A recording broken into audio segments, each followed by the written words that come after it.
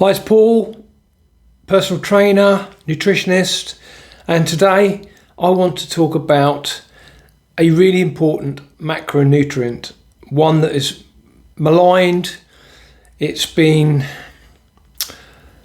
avoided largely for 60 years, and I think people need to understand exactly how important it is in the diet.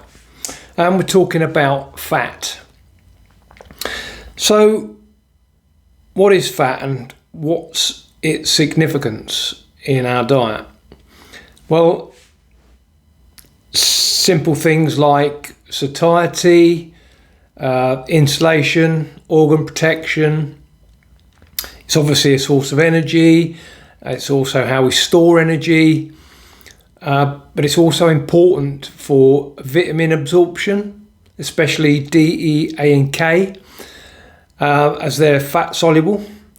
So they are obviously some basic functions that need to be accounted for with fat in our diet.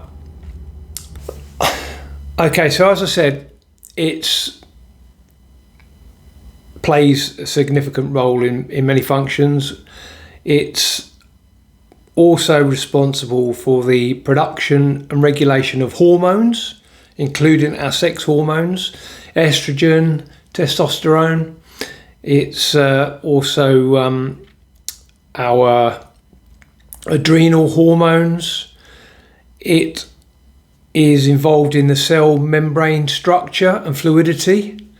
It also insulates our neurons, and it helps serves as a signaling molecule. So what are healthy fats? Well, believe it or not, there are studies supporting the fact that animal fat specifically is a preferred fat for the human diet. Obviously, there's a lot of pushback on this. There's been many studies over the last 80 years that have tried to demonize saturated fat, animal fat in particular, because it contains cholesterol. Cholesterol, again, is supposedly an issue in the development of heart disease.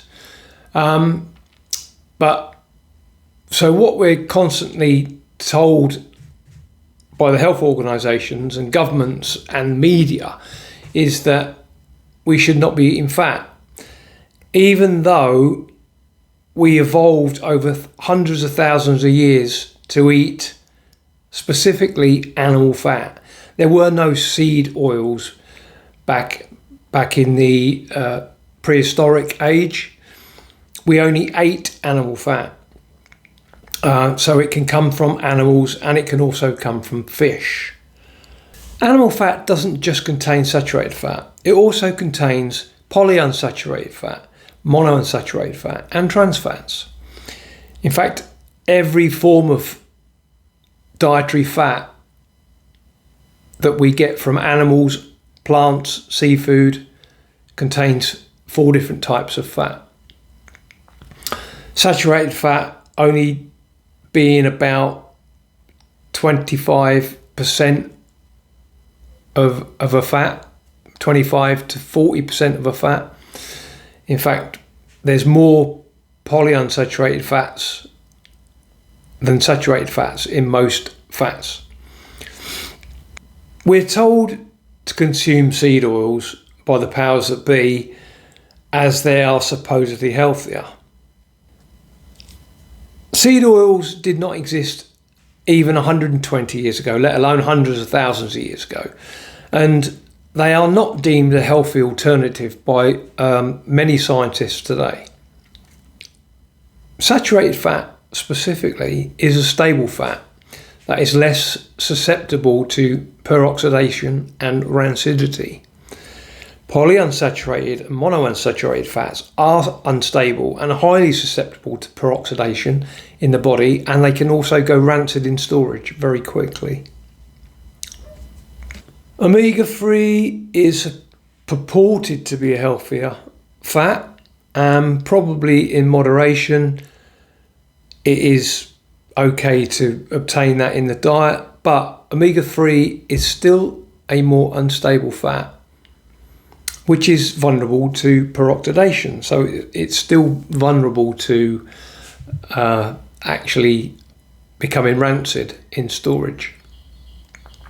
Seed oils are believed to be involved, along with carbohydrates, especially highly processed carbohydrates in the diet. They're believed to be involved in causing inflammation in the body. This inflammation can lead to, amongst other things, cardiovascular disease and many, many, many other autoimmune diseases.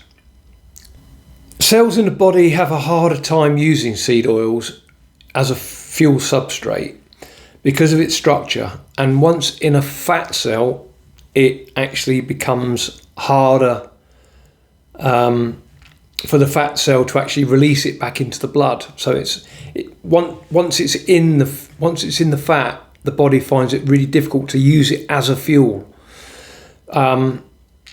Especially, this is obviously a problem when you're trying to lose fat. So if you eat a lot of seed oils in your diet, the likelihood is that if you're overweight, if you carry a lot of fat on your body, it's going to contain a lot of seed oils. So the process of actually getting rid of that fat is harder in a dietary manner, basically. So why are seed oils promoted as being good and saturated fats being not so good? Well, obviously fat is very difficult to market. It's not something you can patent. It's not something you can own the rights to. Whereas seed oils, they're manufactured, so the companies own the rights to these. Once they got into the food system 100 years ago, they become a very profitable product. So it all comes down to money. And who is controlling this narrative? Well, millions of dollars go into research and promotion of seed oils as a healthy alternative to saturated fats. The food industries are responsible for this, as all highly processed foods are full of seed oils and very valuable commodity. So all processed foods, as well as the seed oils themselves, are very high in these manufactured oils. So seed oils were originally a byproduct of grain, soil and cottonseed, and they were used in the lubrication of machinery and making of candles. The company that actually first came up with the idea, as I said, about 100 years ago, was called Crisco. They found that they could, in a manufacturing process, actually produce a cottonseed oil and create an edible, hardened, hydrogenated margarine. We now know it's actually an unhealthy fat. It's full of trans fats. But money was paid to promote this as a so-called healthy alternative to saturated fat. And butter as well was demonized. And it became a massive product. But then we discovered that trans fats were actually the most unhealthy fats that we could actually consume, and it fell out of favour. Because of industry funding, the message is still pervasive that seed oil is healthier. But as I said earlier, evidence is beginning to point to seed oil, especially combined with a high carb diet, actually being more likely to be the cause of general metabolic ill health, and also things like what is termed insulin resistance, which is actually high blood sugars. If you want to use oil in food preparation, it's probably best to use oils that have gone through very minimal processing.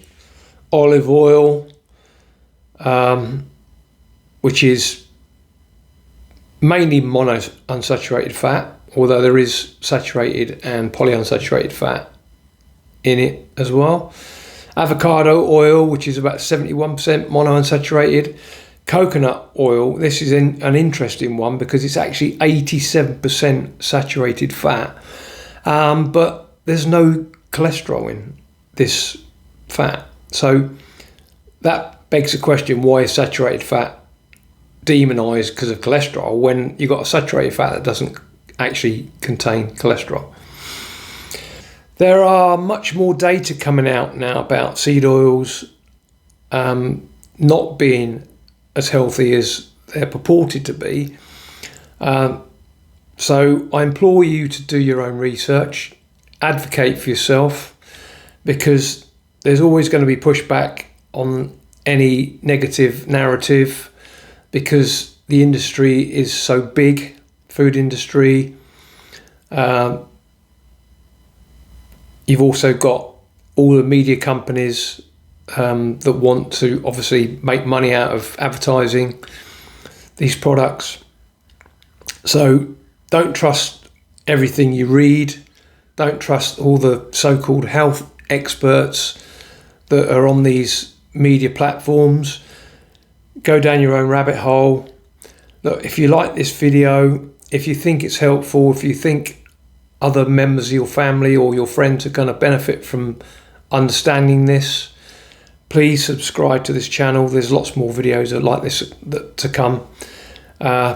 Like it and share it with them friends and family, and I'll speak to you on the next video.